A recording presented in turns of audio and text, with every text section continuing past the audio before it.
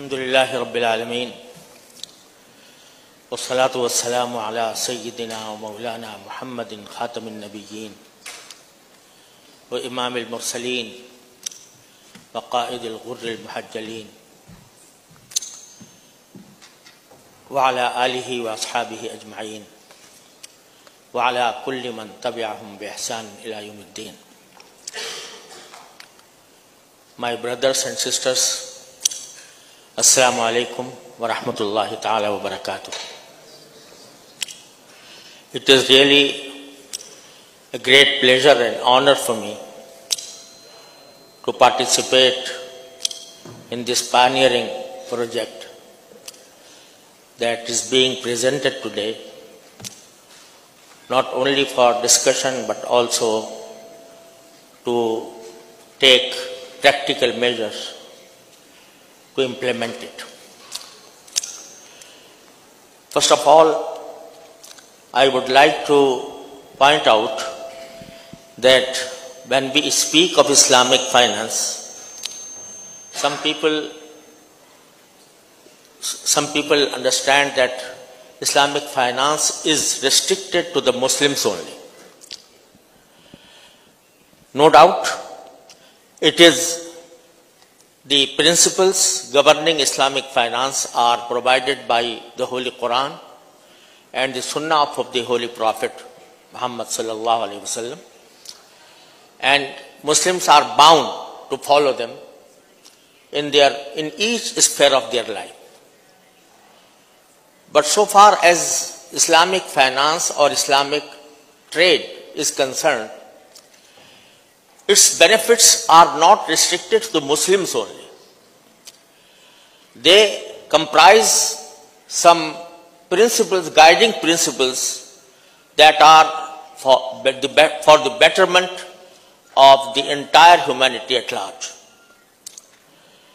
So therefore, it is not Muslims only that benefit from these principles and these values, but it also gives a better solution for the economic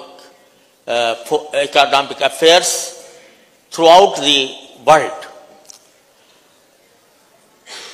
Today we see that the human beings have experienced different systems of economy. There has been feudalism, then came capitalism, socialism and communism.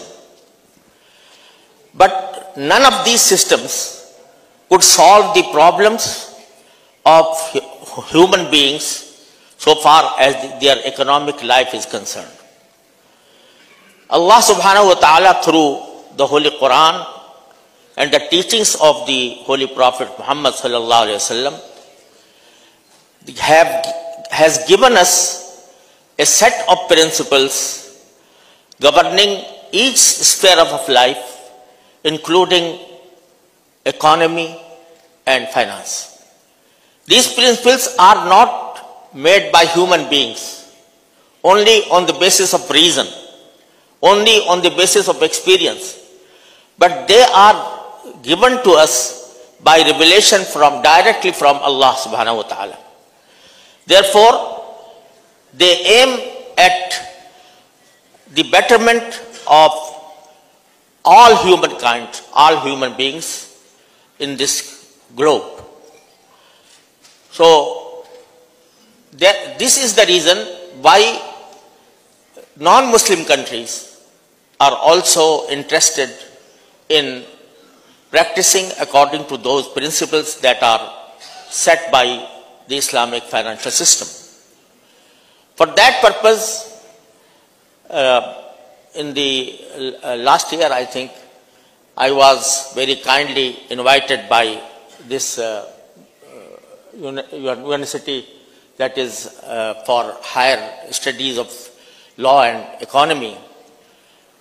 And when I was in Moscow, Brother LC and Brother Krill, they have told me that they are thinking about a product or a project in which they want to use Islamic finance for the food security and for the purpose of exporting grains to the Muslim countries on the basis of Islamic modes of financing.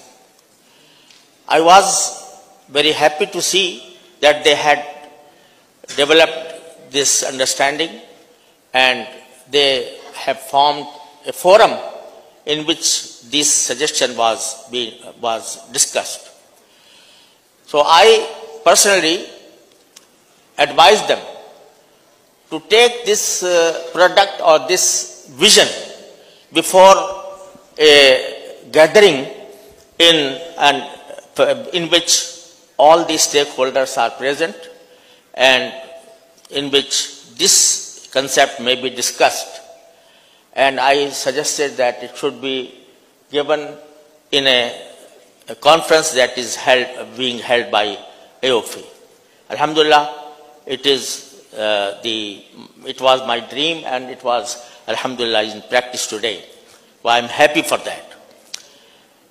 The basic concept behind this suggestion or behind this product or behind this vision is that food is the basic need of human beings. No person can deny it, be he Muslim or non-Muslim or from any nation. He needs food. But the trade of food in our economic system has been subjected to many manipulations. And when the traders of food, traders of grain, they come to the market, they act upon their own concepts of earning as much money as they want. And for that purpose, there is a chain of middlemen. There is speculative transactions because of which the food or grains cannot reach the poor people except on a very high price that they cannot afford.